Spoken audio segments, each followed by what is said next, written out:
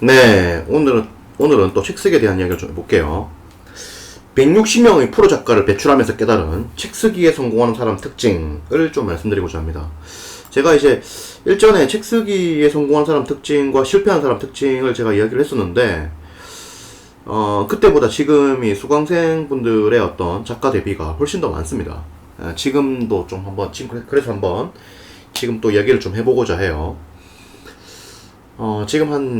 지금 정확히 말하면 이제 157명이고, 뭐 이래저래 다 하면은 한 160명 약간 넘는데, 왜냐면 이제 또 제가 이제 배출한 작가님들 중에 또 이제 그 정규 과정 말고도 다른 과정으로 또 배출한 작가님들도 있거든요. 그런 분들도 있고, 하기 때문에 한 160명 이상이 되는데, 자, 그분들을 보면서 이제 그 책 쓰기에 성공한 사람 특징을 좀 이야기를 좀 드리면은, 책 쓰기에 성공하는 분들은 우선은 좀 행동력이 좀 좋습니다. 기본적으로 행동력이 좋아요. 일단 합니다. 일단 해요. 하루에 3시간씩 갑니다. 가면 어떻게 돼? 제가 있잖아요. 제가 있으니까 옆에서 이렇게 잡아준단 말이에요. 잡아주기 때문에 가면은 돼요. 계약이 되고 프로 작가에 데뷔해. 근데 안 가잖아. 안 가주면 내가 잡아줄 수가 없잖아.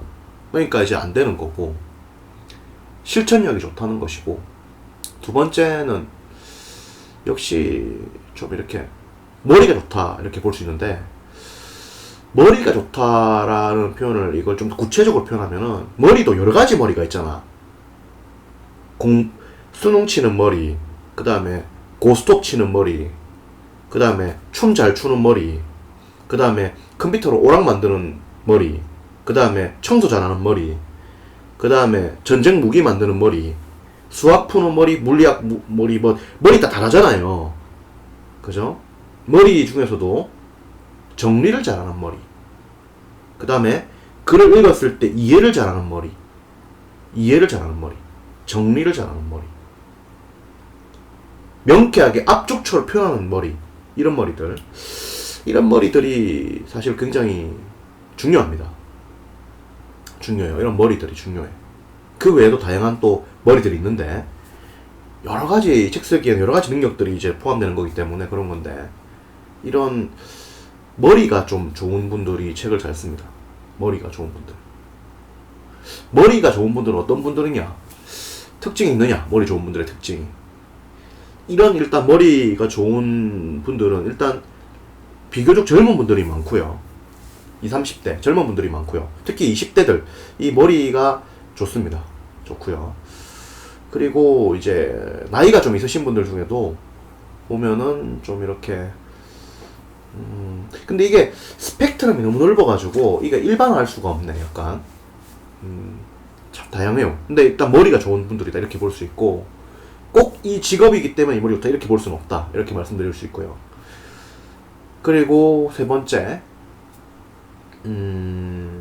책을 잘 쓰는 분들의 특징,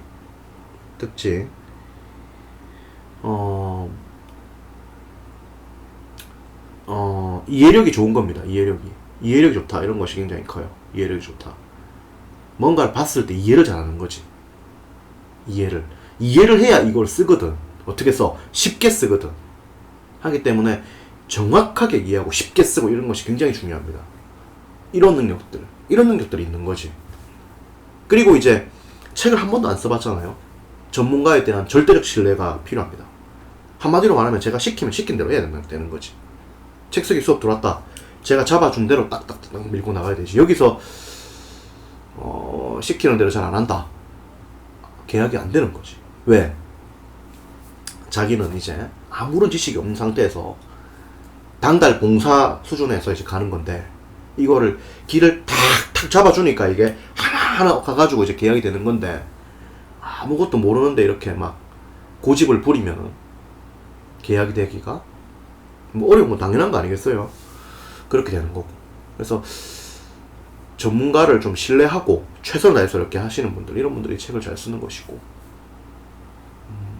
그리고 이제 시장성이 매우 중요하죠. 시장성이 아무리 능력이 좋아도 시장성이 안 좋은 주제라면은 계약도 안 되고 책도 많이 안 팔립니다.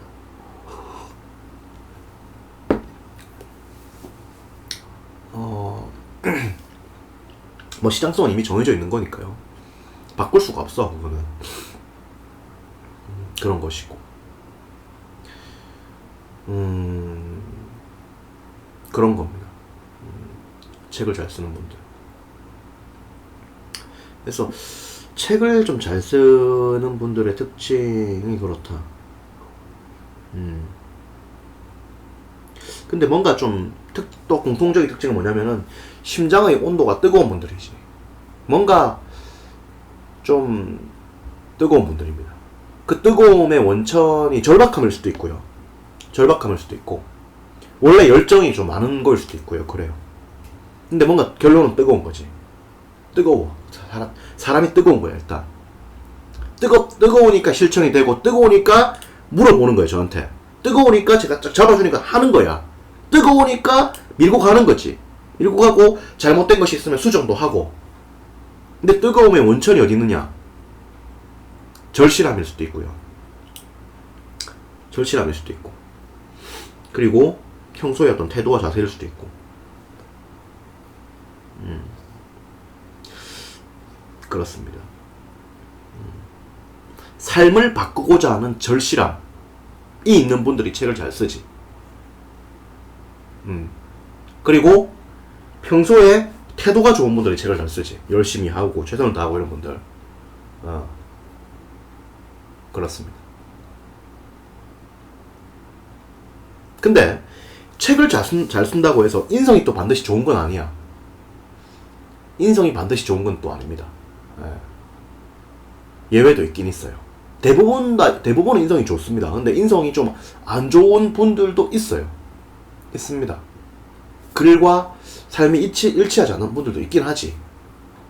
많지는 않지만 있긴 합니다. 그런 분들도.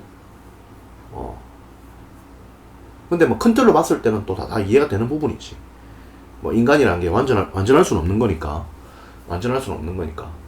누구나 뭐 실수는 다 하는 거니까. 큰 틀로 봤을 때는 이해는 하는 거지만은 그런 점도 있긴 있어요. 인성이 좀 안 되는 분들도 있긴 있다. 이렇게 볼 수 있습니다. 작가라고 해서 다 뭐 이렇게 위대한 어떤 예수와 같은 그런 인격을 가지고 있다. 이렇게 볼 수는 없다. 그 점은 또 말씀드릴 수 있고. 그래요. 뭐 인간은 원래 불완전한 존재니까. 그런 것도 있고. 그리고 책을 또 잘 쓰는 분들의 특징은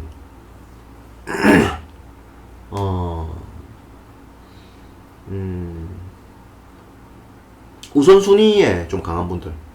책 쓰기를 했을 땐 여기 집중하고 다른 거는 다 뒤로 미루고 이런 분들이 책 쓰기를 잘하죠. 이것저것 동시 다 하면 책 못 씁니다. 이것저것 동시 다 하면 연애도 좀 포기, 가정살림도 좀 포기, 가족 여행도 좀 포기. 약간 포기해야 돼. 우선순위. 왜냐면 우리가 지금 백수가 아니잖아. 백수라 하더라도 책 쓰기는 좀 할 땐 다른 거 다 포기해야 돼. 그래야만 씁니다. 그리고 좀 책을 쓸 때는 좀 예민해지거든, 사람이. 막 집중하고 막 이렇게 잘 써야 되기 때문에 예민해져요. 그런 예민함을 좀 컨트롤할 수 있는 것들, 이런 것들도 필요하고요. 그리고 체력이 또 중요합니다. 체력이 중요해요. 충분한 휴식과 충분한 수면과 충분한 휴식, 체력 이런 것들이 굉장히 중요하지. 이런 것들이 뒷받침되는 분들이 책을 잘 씁니다. 뭐 이런 것 같아요. 책을 잘 쓰는 분들이 보니까 수강생분들이 이제 160명 이상이 이제 기획 출판 계약을 통해서 프로 작가 데뷔에 성공을 했고, 지금 출판 완료된 분들이 한 120명 아까 넘는데, 이분들 중에 약 40%가 분야 베스트셀러 20위권에 진입을 했고, 책 쓰기 아카데미 중에서 대한민국에서 3년 연속으로 세종로도 수상자를 가장 많이 배출을 했고, 대형 출판사에서 책이 베스트셀러가 거의 대부분 다 나오는데, 대형 출판사 계약 성공률이 대한민국 책 쓰기 아카데미 중에서 압도적 1등을 자랑하고 있고, 제가 만든 저의 어떤 결과물 드립니다. 그야말로 저타공인 대한민국 최고의 결과들을 지금 만들어가고 있죠. 수강생분들이 이제 레전더가 되어가고 있는데, 이분들을 봤을 때 그런 생각이 들어요. 그리고 책을 쓴 이후에 어떤 성공의 어떤 루트도 굉장히 중요합니다. 계속 열심히 해 나가야 되고요. 그리고 자신의 어떤 전문성과 이런 걸 중심으로 가야 돼요. 그러니까 완전히 새로운 걸 파면 안 돼. 완전히 새로운 걸 제로 베이스에서 올라가면은 너무나 더디고 이러면 이제 여기서 이제 막 올라가는데 한 10년씩 걸리는 것이고, 하나 또 이제 자기 기반이 없는데 올라가게 되면 10년씩 걸리는 것이고, 자기 기반이 있는 걸 갖고 했을 때 확 올라가는 겁니다. 그래서 자기의 기반을 가진 걸 가지고 쓰고 이걸 갖고 뭘 해야 돼. 완전히 무에서 막 올라가기보다는. 왜냐면 완전히 무에서 올라가 버리면은 책 쓰고 뭐하고 막 엄청 오래 걸리는 거거든. 10년간 이 일을 해왔다. 혹은 뭐 5년간 해왔다. 그래, 책 썼다. 된다. 바로 되는 거거든. 근데 뭐 생판 뭐 없어. 없는데 이걸 한다. 안 되는 거지, 당연히. 뭐 언제까지? 적어도 10년 동안 안 되는 거지. 10년 해야 되는 거지. 그런 겁니다. 그래서 그리고 10년 지나봐. 나이 들고 갖고 뭘 하나 아무것도 못해요. 그래서 젊은 사람이면 돼.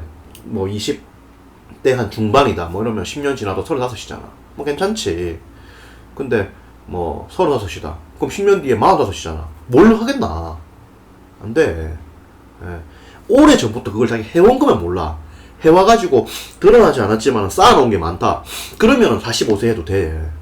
50살 해도 되고. 그렇지 않으면 하면 안 돼요. 그런 것이다, 이거지. 그런 생각이 듭니다. 앞으로 이제 책을 쓸 사람들이 점점 늘어날 건데,